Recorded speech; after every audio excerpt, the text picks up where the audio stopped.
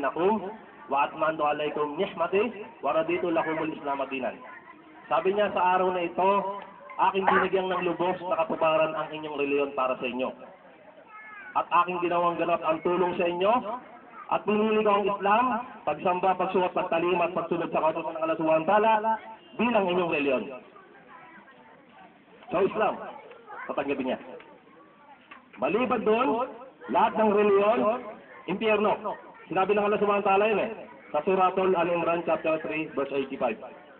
Sabi ng Allah Subhanahu wa Ta'ala, Bismillahirrahmanirrahim, wa man yabtaghi ghayra al-islami dinan fala yuqbala minhu wa huwa fil akhirati minal kafirin. Ang sino mang nagnais ng ibang relihiyon maliban sa Islam, pagsamba, pagsuwat, pagtalima at pagsunod sa kautusan ng Allah Subhanahu wa Ta'ala, kailanman hindi niya tatanggapin. At sa kabilang buhay, siya ay nasahanay ng mga talunan. Hindi pwede po maging tunay na relihiyon ginawa ng tao. Hindi po pwede ginawa ang isip at gawa ng tao. Kapag ginawa niya yon, malaking kasalanan na walang kapatawaran. Kailangan ng tunay na relihiyon nang galing sa kanya. Siya mismo bumili at siya mismo nagbalangkas ng kanyang relihiyon. Hindi pwede piliin ng tao. 1914, 1930, hindi pwede. Mas matalino ka kaysa sa tagapaglia. Di ba? Kailangan ng tunay na relihiyon nang galing sa kanya. Siya mismo pumili at siya mismo bumalangkas. Yun ang tunay na relihiyon natin, Islam. At lahat tayo, lahat ng nilikha ng Allah Subhanahu wa Ta'ala dito, lahat ng nilikha ng Allah Subhanahu wa Ta'ala Muslim.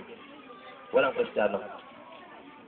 So, alhamdulillah, salamat ako sa Allah na isa kami, pamilya ko, yung mga kapatid natin dito, nag-Muslim at ginabayan kami ng Allah Subhanahu wa Ta'ala. Nakakatakot po sa libingan pa lang, nakakatakot. Mas lalo sa araw ng paghukom sa impyerno. Kung ang sa impyerno, kahit sa inyo, bigyan kayo ng 1 milyon, hindi nyo kakainin eh.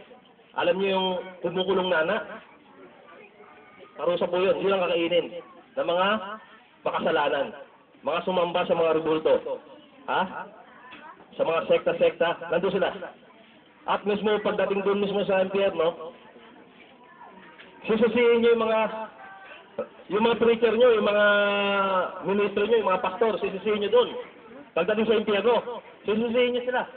Dahil iniligaw nila kayo.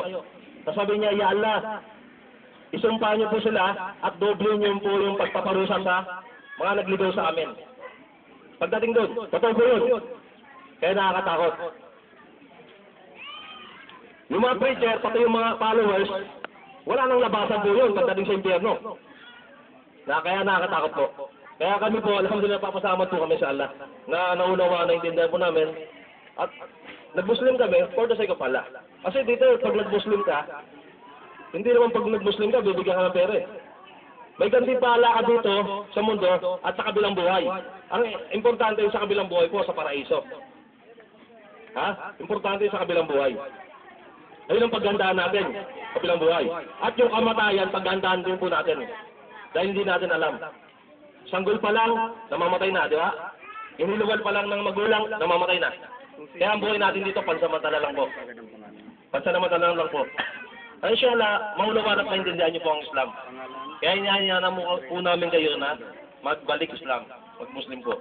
Dahil nakakatakot po, sa libingan pa lang parusa na. Mas lalo pa po sa kabiyak din sa impyerno sa araw ng paghukom. Kaya nakakatakot po. So, alhamdulillah.